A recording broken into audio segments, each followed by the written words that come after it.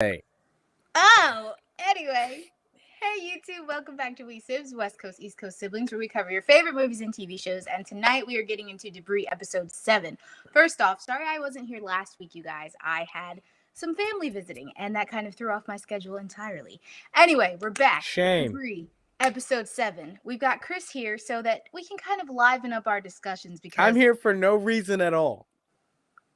anyway, so okay, well, all right, here we go. You guys, this week's episode actually was better. I will say that Debris does seem to be getting better week by week. It seems to be sitting in the genre that it is, which is more of like a monster of the week, X-Files / Fringe type show. Well, that's actually really cool because I had heard just the rumblings in the comments from your show that, a lot of people, including you, just the show was really bad. It is really bad. I mean, if we started out at a negative 100, right now we're probably at a 3. Ouch. So tell me what happened. All right, so in this week's episode, we meet at the beginning, this guy shoots himself in the head, pretty normal for this show. And we're like, why did he shoot himself in the head? And then we find out that the Debris is mind controlling people to do things. We learn later on in the episode that this guy named Luke, okay, get this, his name is Luke Peckard. And I'm like, his name is Luke Picard. Oh, what? I was either thinking Skywalker or Picard. It's ridiculous. So anyway, his name's Luke Picard. The guy who shoots himself, his name is Liam, and that's Luke's brother. Sad. Luke has been using his niece, Liam, pieces of debris and use that in order to manipulate and mind control the people around him to get them to do his bidding. Ultimately, what he wants to do is kill a bunch of higher ups in the government because of some sketchy missions they made him do while he was a military person in Afghanistan. Wow. Yeah, so that's pretty complex. I mean, it sounds like the story is picking up. Yeah, it was an interesting story, but what's difficult about this show is that every episode we have a story like that doesn't really have anything to do with the overarching for the show. So they're just disjointed. Yes, they're kind of like the last 6 episodes of Walking Dead. That was horrible. Yeah, that was bad. Don't forget to check out our review of that. Boom, just did a plug because I know stuff. Shameless anyway, plug. So so that was pretty much what happened in this week. But we did learn some really big stuff for the overarching plot for the show. And that would be number 1, that Maddox, who is... I mean, do you want me to explain who all these people are? Because you've not... No, just do your review like normal. I'll just jump in when I think something's funny or stupid. Great. Anyway, so we find out that Maddox has used... what's his name? Anson? Yeah, I'm not going to be any help on those names. Anson Ash to finally figure out where George Jones is. And at the end of this episode, he sends Brian and Finola to go find George Jones. He's in Washington. One thing's really interesting. Are all of these names kind of references or alluding to... Yeah, because, I mean, a lot of the names, even the names you just mentioned, I feel like they're known from sci-fi movies. Like...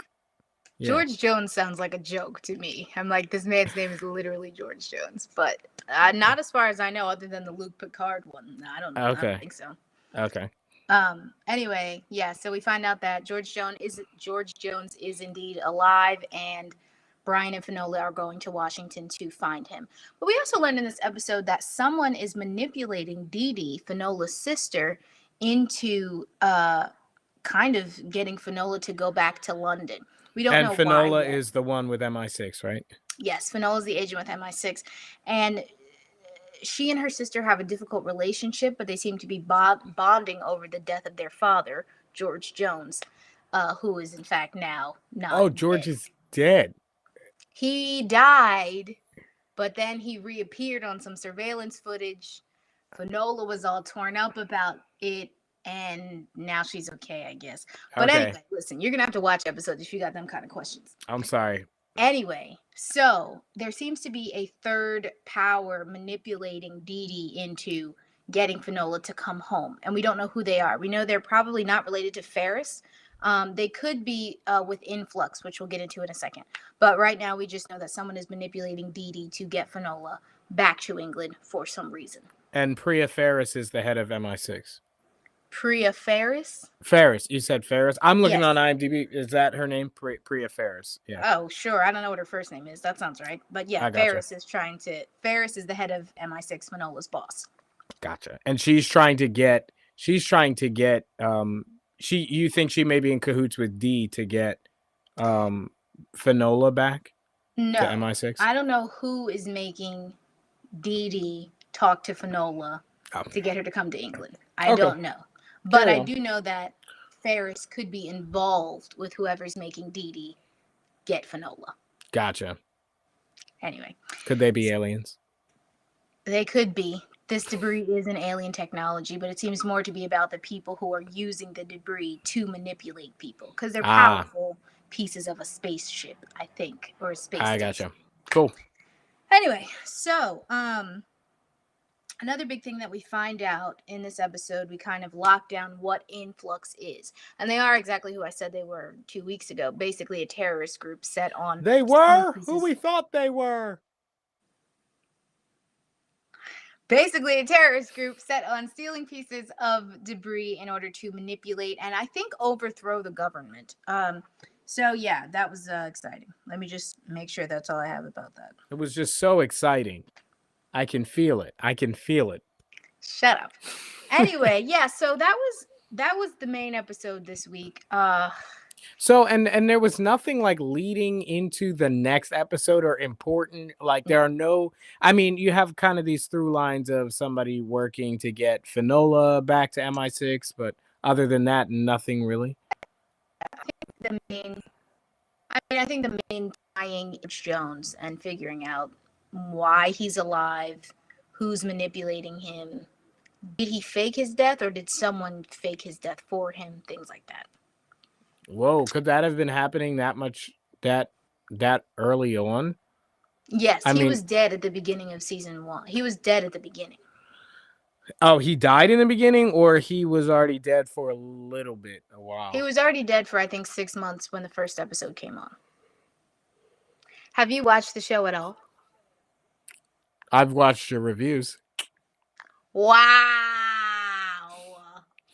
Well, you said the show sucked, so why would I waste my time doing it? It does suck. I'm just saying, you're all up in here guest starring, asking me stupid questions. Hey, anyway, well, you know. What I want to talk about. Stupid questions. What I would like to talk about is the development of Finola and Brian's relationship and also Brian being a weirdo. First, let's deal with Brian and Finola, right? We know last week that Brian told Finola what was going on with her dad, and they kind of had a heart-to-heart. Finola was like, listen, I don't trust Maddox, and he was like, that's my boss, and so that's weird. But it's okay, now 7 episodes in, I'm starting to see a chemistry between them. They are kind of like, I don't know, maybe I'm just used to seeing the two of them together. Oh. I mean, that makes sense because, you know, if Maddox loves Finola and, you know, anyway, Ferris wheel. So sorry.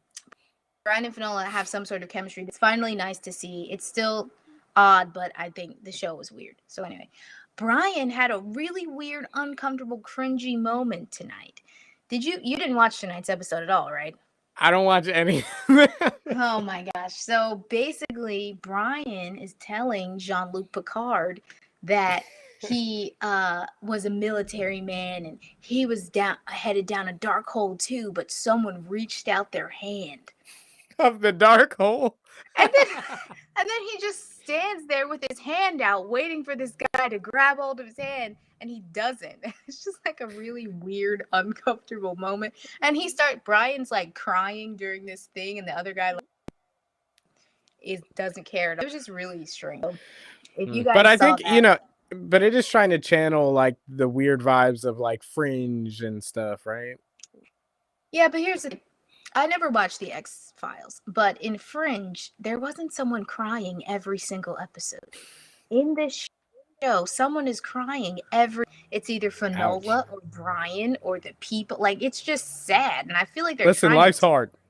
they're like trying to tackle these big world issues with this tiny little piece of craft, and it's just like it doesn't add up. And I know I sound ridiculous, but that's what I've been going through. Yeah. Yeah, you do sound ridiculous.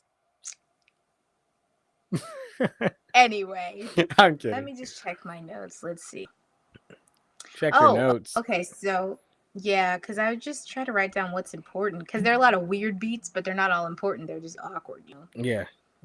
Yeah. So the last thing I wanted to mention was the little girl Caroline, right, who is being emotionally abused into collecting debris pieces for her uncle. Finola is getting ready to get shot, right? And little Caroline, that's when she finally steps in, uses her powers, and kills Jean-Luc Picard, her uncle, right? Oh, shoot. With her debris powers. And the reason she killed Picard. The reason she killed him was because he was just angry and mean, and basically she says, I killed him, gonna hurt you, Finola, right? However, this episode starts with Jean-Luc Picard killing Caroline's father, and she lets her father die, but she saves Finola. But not you, Finola. Now, what are her powers? Is she sweet? Is she sweet, Caroline? Or no. Sorry, I was waiting a long time for that joke. But so she lets her father totally get killed. She lets her father die, but she saves the main character of the show. And it's like, and does she know her? Does she know Finola at all? They had like a 5-minute conversation halfway through the episode. When Finola discovers that little has a relationship. Oh, she can control the debris. Yeah, I was asking what her powers were. So she can control the debris. She can control the debris. That's why her uncle was using her, because she can call the debris to herself and collect it. Her uncle couldn't collect it, but he was using it to mind control people. So he needed more pieces, I guess. I gotcha. Cool. Yeah, I guess the pieces run out of juice. So is she the only really superpowered being? It doesn't work like that. She doesn't have superpowers. The debris just likes her, I guess. She has a relationship with the debris. The debris uses people all the time. Is this girl a minor? I don't think she should be having any relationships with debris. It's like she's a kid, but they're like friends or something. I don't freaking know. Anyway, you guys, that was it. Chris, I was going to ask you what you thought about the episode, but you didn't see it. Yeah, I didn't see it at all. I just wanted to kind of jump in with the fan base and see how bad this show has been to you for all these weeks now. Honestly, this episode was good.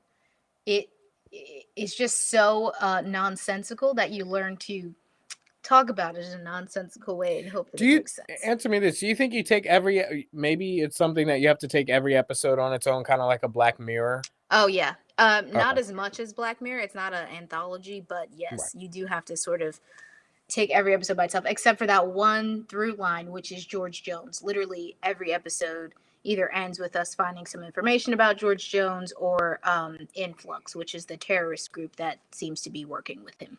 Maybe. Okay. So Finola's father could have possibly been intertwined with acid reflux. Yeah, something like that. Yeah. Yeah. So, good luck with this stinker of a show now. So, guys, that's all I have off the dome for Debris. Thank you so much for watching. Christopher, thank you for tuning in. Anytime, sis. Making this interesting. As always, like this video if you like this video. Comment, subscribe, and click the bell so you can be notified of all things we Sibz, especially because this week, Christopher, you started covering The Nevers, right? Yeah, The Nevers started on HBO Max Sunday. It's going to be Sundays at 9. Really, really good show. Yeah, I saw the first episode. It's really good, yeah. Really good. We're also still covering Falcon and the Winter Soldier on Thursdays. We just ended The Walking Dead. And we got The Flash and Supergirl tomorrow, so don't miss. Yes, don't you love how I forget? Anyway, yeah, so that's all we have for this week, you guys, for Debris. Anyway, as always, comment, let me know what you think. Have a fit with me, cry, rage, rant. All those things are great. All right, and we'll see you guys